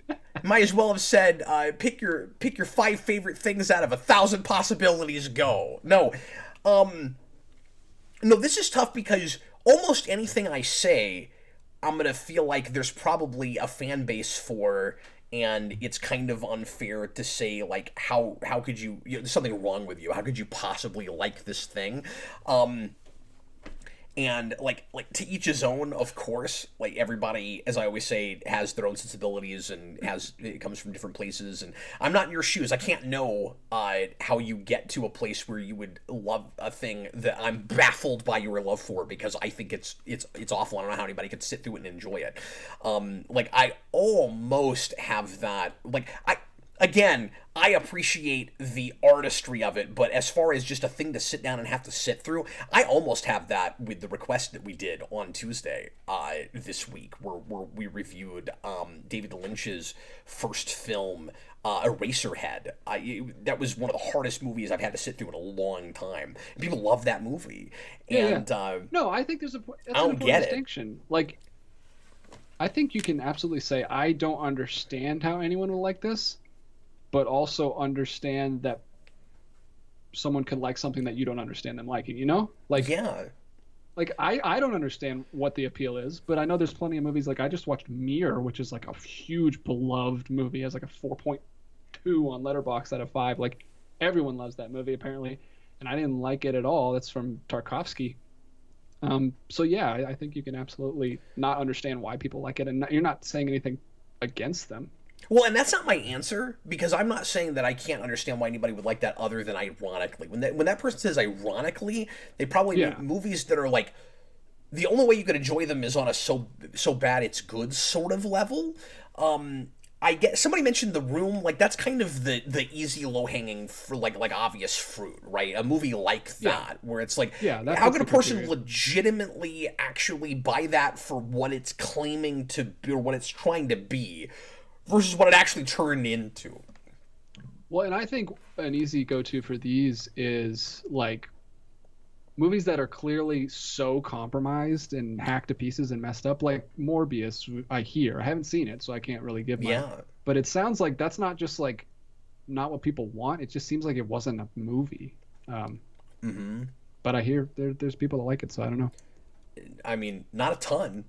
Not a lot. That's definitely, a real minority kind of thing. I mean, yeah, if you want to go to just superhero movies, because of course that's where I live. Now that you say that, I mean, I can get why somebody would enjoy Elektra. I don't, and that's real milquetoast, right? I don't see how you could like Catwoman, except ironically.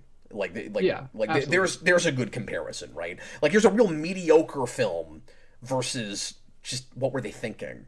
Like I want to say this with something like Twilight, but I get why the tween girls in 2009 were into that. Yeah, it's a little bit different than like stuff that we don't like. It's like because the question is what are movies that you don't think anyone can like, except ironically? Yeah, well, and then there's other things that I'm like, I don't see how anybody could like it, period, like even ironically, like torture porn horror, like Human Centipede.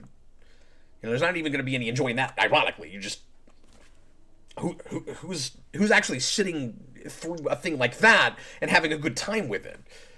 Yeah, I don't. Enough they made sequels, I guess. There's like 3 of them. It's like a trilogy, isn't it? Isn't that wild? Yeah. Dark Phoenix. I never heard someone say they liked it, and I don't think I will in my lifetime. Yup. I couldn't even like that. I guess you could like it ironically because there's some parts that are just so dumb. Like the Nightcrawler scene. Yeah. I did not like it ironically. Some people have this with Star Trek V, where like that's probably of the TOS movies, that's probably the one that people most look at as like the only way you can enjoy this is on a like kind of sarcastic level. And it's fun to watch, but it's not a good movie. But there are some people who still somehow enjoy that unironically. This is an interesting article I found. It's not an article. It's like a list on Rotten Tomatoes of the top 33 lowest rated superhero movies. And that's where I'm pulling some of these from. Dark Phoenix is nowhere near the bottom, which is sad. And Busted Sim, I don't even have that with the theatrical version of Daredevil, and I get why a lot of people, even most people, do. I guess I was in kind of like a impressionable time of my life where I didn't appreciate how unfinished and missing scenes and just ill-conceived a lot of things about that movie were. But like I really liked that initially, like unironically.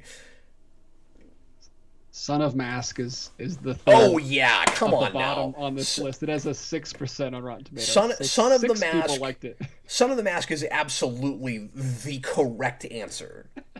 Yep. All right, moving right along. No, that's just the correct answer. That's it. You want the objective answer? You know, you said like almost objectively. How can a person like enjoy this other than ironically? I don't even see how you could like that ironically. No, it's torture. No, that's the correct answer, especially just in the superhero realm. Okay, moving right along.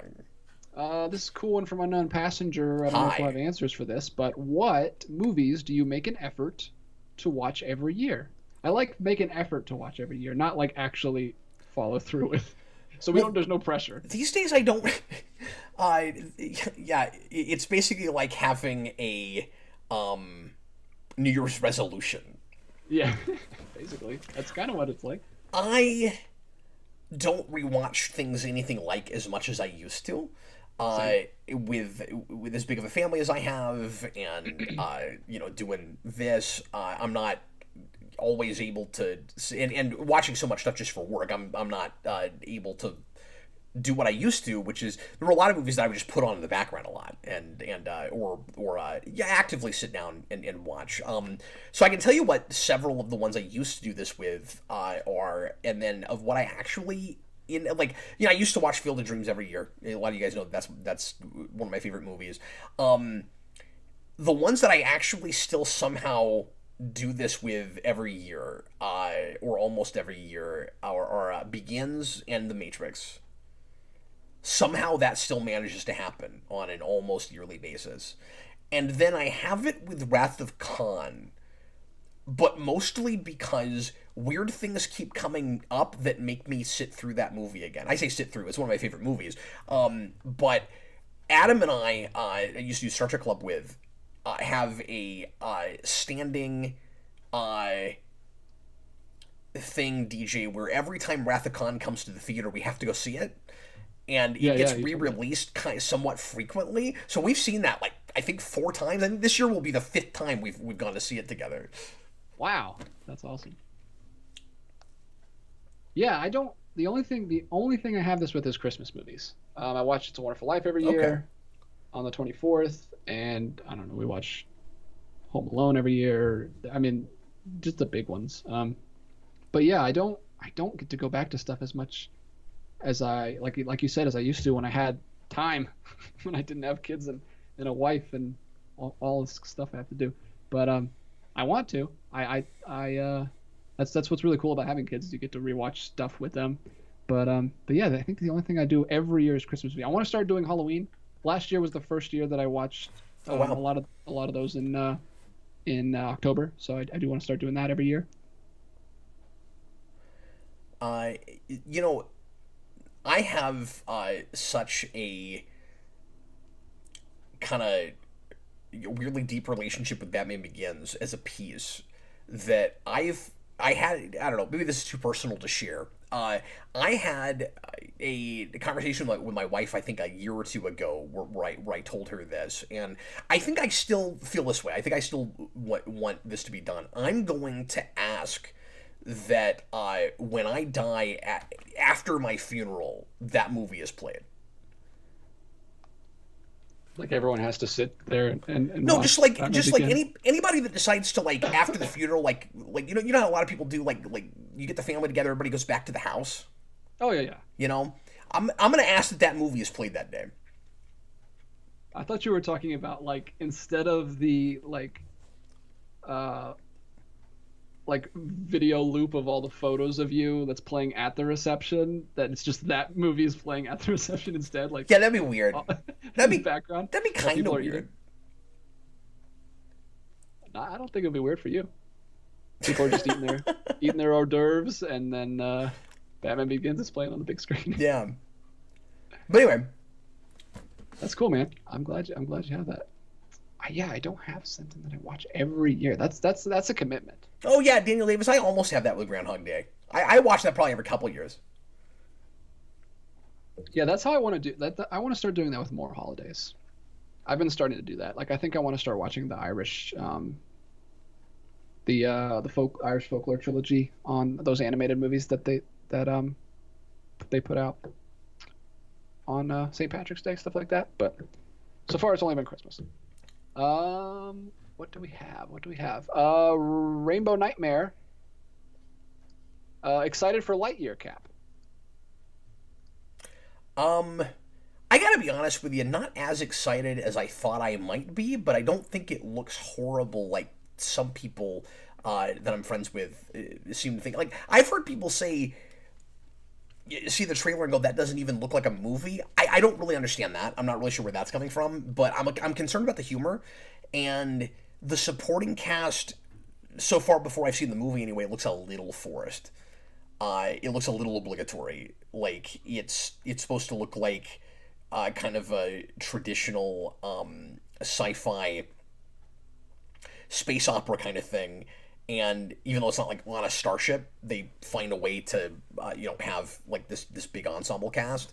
And I'm a little bit worried about some of those characters taking over too much. I don't know how I feel about the cat. Like, I think it looks a little... I feel like they might be overcompensating with the comedy, where it's like, well, it's still supposed to be like a Pixar family film, so we gotta make sure that there's enough jokes. We'll see how it goes. I don't know. Tonally, I'm a little concerned about it. Because on the face of it, it looked like exactly what I wanted that movie to be. And then they made a longer trailer, and I heard supporting cast talking, and I was like, I don't know about this. Yeah, I haven't seen that longer trailer, but that is unfortunate if they feel like it has to feel like a Pixar movie, even though it's a very different thing.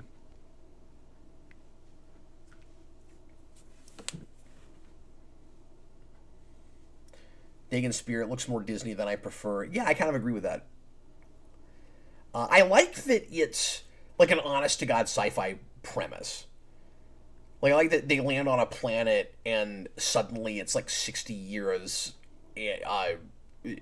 like past when they landed, and there's people have had children there. That's cool. Senior Stick says space adventures require cats. I guess so. You gotta have that. Gotta have it. Anyway. Well, DJ, we're at about an hour 45. Do you see anything else that's just a brilliant question that we should answer?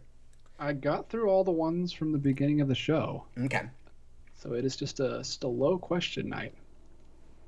Cool. Well, occasionally you're going to have that. Yeah.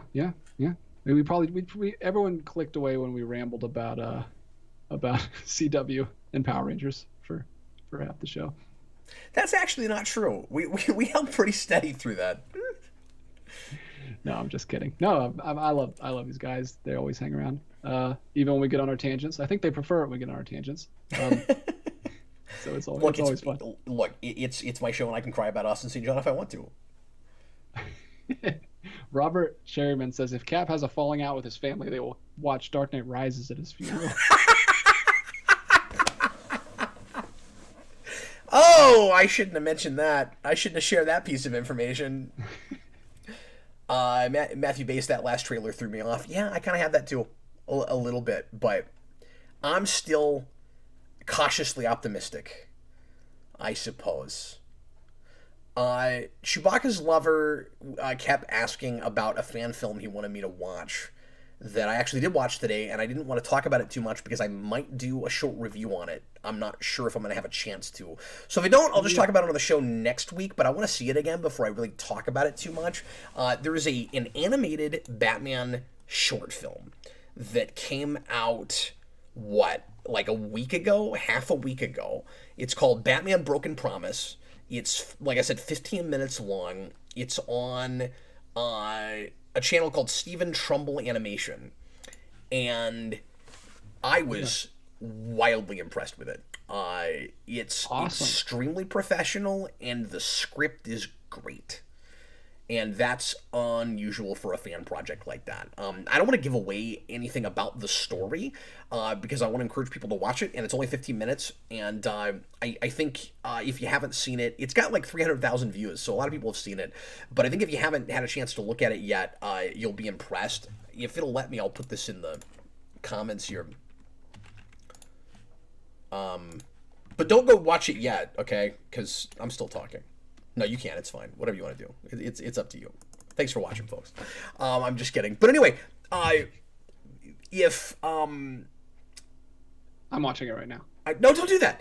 But I'm trying to decide what exactly I want to say about it. I was impressed. First of all, the character models are great. I hesitate to say animation because it's, and I think kind of intentionally, it is animated, but it's like intentionally missing frames and stuff. It looks a little bit like a motion comic. Yeah, I was going to say, it's got a kind of a cool motion comic-y look. As it goes along, it looks a little bit less like that. It's very anime-inspired in that way, and I don't mean in the character models. It doesn't look like an anime. It's got a lot of Batman animated series in it, and it has some visual homages directly to that. They don't take over. It's not in your face or anything, but there's a lot of animated series in it, certainly, and the way Batman's characterized in that, especially the minimal way he speaks, is definitely influenced by that show. I don't even want to tell you who the villains are. All I'll say about it is it's not obnoxiously ambitious in its scope like a lot of fan films are. There's plenty going on, and the stakes are certainly sufficiently big. Like City of Scars, where we have to, make a 35-minute fan film where we kill off the Joker at the end of it. It's not trying to it's not trying to change or break the universe or anything. It does what a good, single comic book or a single episode of a TV show does, and I encourage everybody to look at it. I was really impressed with it. But yeah, I might try to do, and surprisingly poignant too. I might try to do a review of that sometime soon. But yeah, it's really pretty. It's really professional looking, and I think it's better than any of the vignettes in Gotham Knight. Like it feels like one of those. It feels like a 10 or 15-minute vignette that would be in one of those collections of short films. When I saw the animation style, I was like, oh, that reminds me of Gotham Knight, which I've seen for some reason. That's like one of the only DC animated movies I've seen and did not love it. God, why can't you watch the good ones? I think my dad bought that because he's a huge Batman fan, so it was just in the house and he was watching it. It bothers me that your dad's a Batman fan. He raised you right, and you still don't love Batman. His favorite superhero. He loves him. Maybe that's why. Maybe that's why you just can't like what your parents like. Yeah, I don't know. I like a lot of other things that he likes. That's geeky. It's just, I don't know, man. If only you'd grown up with the Batman. Yeah, man. If that was the first Batman film, I'm telling you, I might be a fan of Batman. But you still have somehow the 10th Batman film. But you've also avoided all the things that I think would have made you a Batman fan.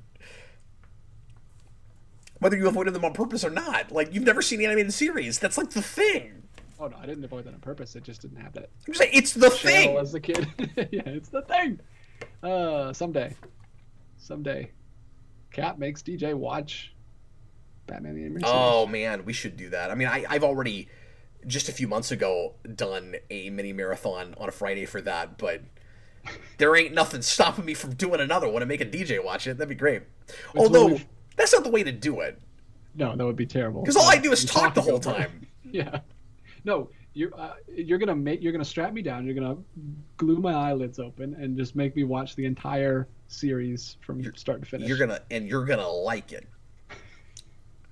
All right, well, folks, thanks a whole lot for watching the Captain Logan Show. We will see you again next Thursday night for another one, 8 o'clock Central. Tomorrow night, like I said, DJ and Austin and I are going to be doing the Psycho episodes, or some of them anyway. We'll have to figure out how exactly we're doing that, DJ, because I think there's more than the number we'll want to do tomorrow night. We're going to have to figure that out. But anyway, so some Power Rangers in space tomorrow night. And then Sunday night, like I said, if all goes according to plan, I'm going to do a new rewind. It won't be on a superhero movie. It will be a requested rewind on Star Wars Episode 2, Attack of the Clones, because not enough people yet on YouTube have made videos about that movie. You won't hear anything you haven't heard before, probably. I will do my level best to make it as interesting, engaging, and fun as humanly possible. And anyway, once again, you guys are great. We sure appreciate you spending some time with us. I was Captain Logan, and this was my wonderful chat moderator, DJ Martinez. Bye, guys. Bye, everybody. Felt the thing